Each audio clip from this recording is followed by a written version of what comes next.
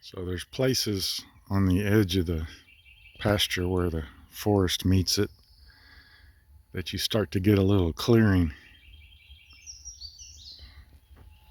And what I've done previously with my mower, whenever I see a clearing, I try to drive up in there. You see all these vines hanging down and these little saplings. You can create some paths or some trails. It's pretty thick back in here. But last week I rode my mower down through here.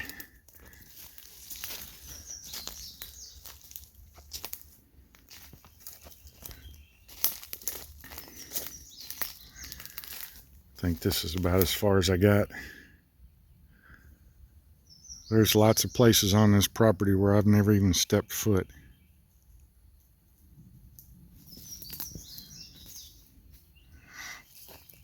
But you can start to see some of it's clearing out.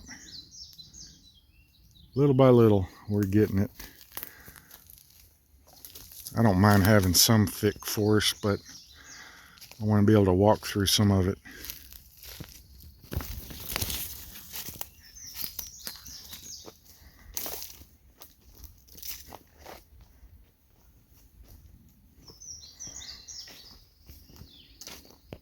I hate the fact that everything around here is so darn dusty.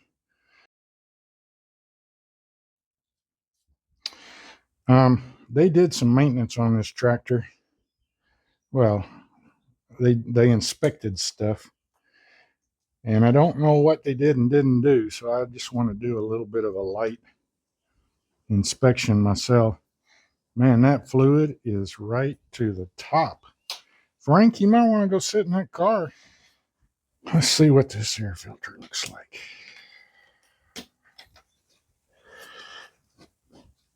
Boy, that seals good.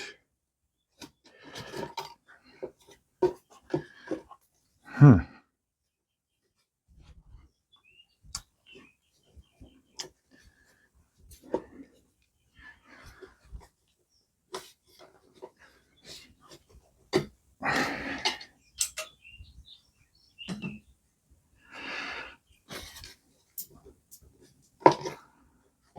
I watched a guy on YouTube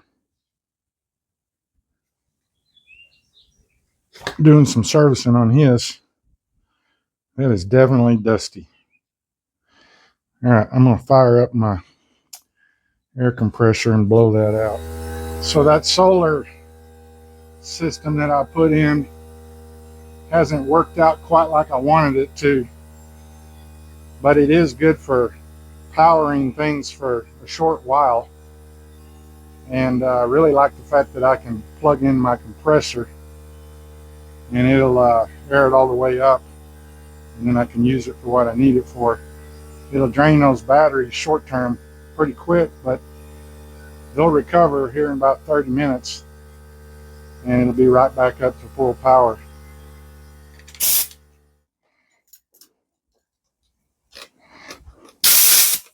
Oh yeah, there's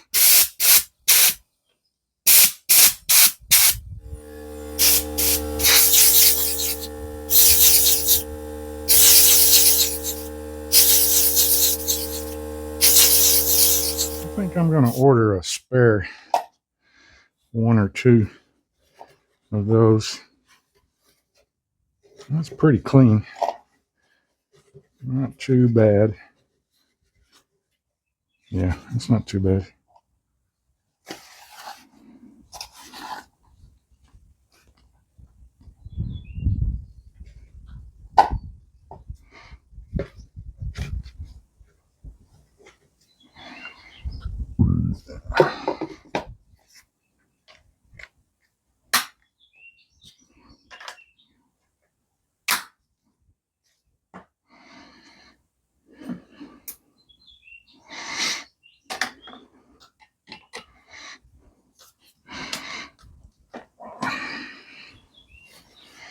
That's the main thing I wanted to check was the air filter.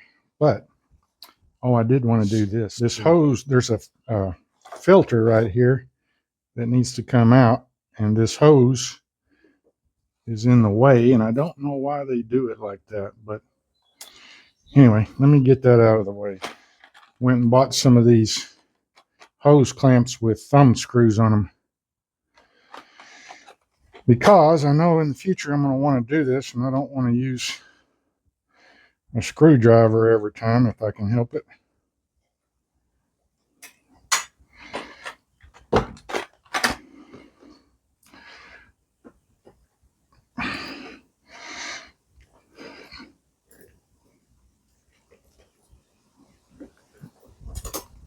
She don't want to come off.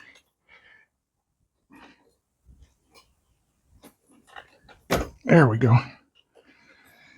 Get that hose clamp off of there. Now we're going to take that out. Now I know they did not take this screen out at the dealership. And I'm going to brush that out and blow that out. And I also need to try to blow off the radiator. Yeah, I'm going to have to do that. See the battery down in there. Battery looks really good and clean. Yep, okay. All right, let me blow out this screen.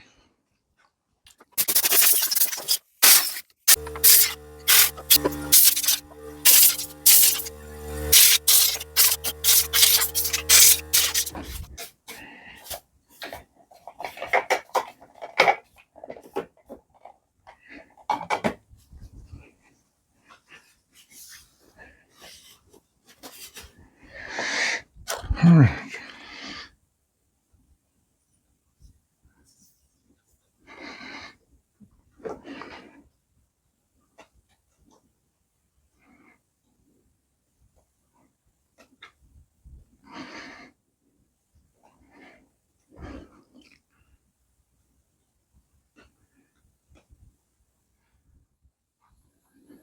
So it looks like there's a little bit of dirt or dirty rust on there, but I got it clean, so let's put her back. I wish my compressor had a little more oomph in it to blow out that radiator a little better, but anyway. All right, now this goes back.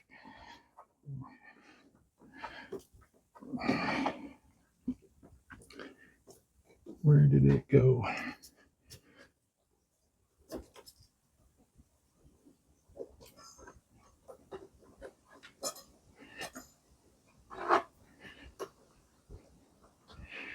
You know, in the future, I might get a longer hose and reroute that.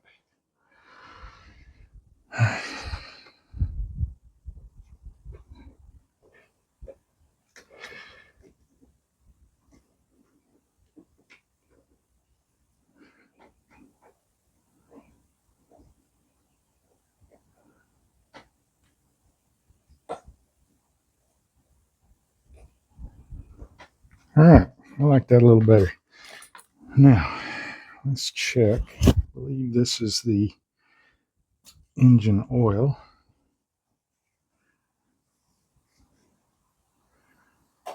That's a little dirty. It's a little dirty. This thing has about 30 hours on it.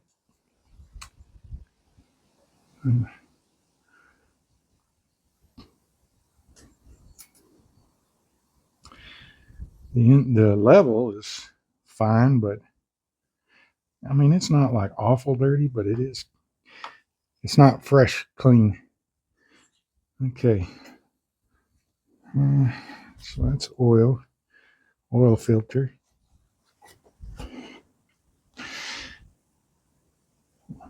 Huh. There are two different oil caps. One there and one up here. I don't know why. All right, I'm going to go use this thing a little bit and try to familiarize myself with it some more. And yeah, it's probably going to get dusty again, but that's what's out here, dust. So here I am practicing over and over again, trying to figure out what each hand or foot needs to be doing. I'm trying to get it to be a little bit second nature. Practice, practice, practice. I also want to draw your attention to the roll bar in the down position. This tractor won't fit inside my barn with the roll bar up, so I had it down, but I have since decided to take it very serious, and whenever I'm driving it now, I have it up and in the locked position.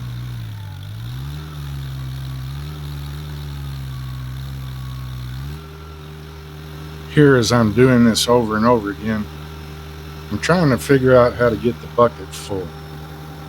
It's not a real big bucket, and you can't see how full it is or isn't from the driver's seat unless you raise it way up. Also, in this particular situation, I'm having trouble with that sand pile. It has a lot of vines and growth in it, and the roots are giving me fits.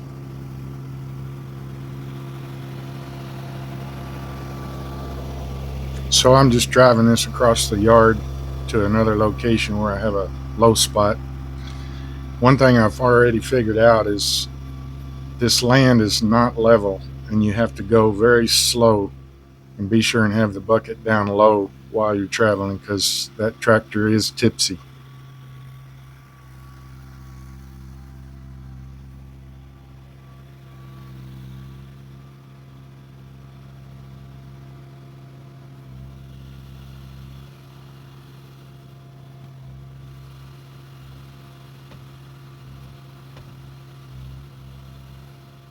So this is what I've been working on. That is a big pile of sand. It's probably up to my chin, and it's probably 10 feet in circumference at least. And the bucket on that tractor is not real big, and I'm not real good at scooping, but I'm learning. You can see my tires get rutted whenever I go to hit reverse, but you put it in four-wheel drive, that puppy pulls out. It'll get it out of there. So underneath this tree was a big crater where all the water washes downhill. It's hard to see on camera, but boy, everything is downhill, and it really goes downhill that way. But I brought over about 10 or 12 bucket loads and made a little attempt to smooth it out with that bucket, but that bucket has those teeth on it, so it's kind of hard. And I don't know what I'm doing, so anyway, I'm learning. I got about 2.5, maybe 3 hours on that tractor so far. I'm going to go clean it up a little bit now and put it up.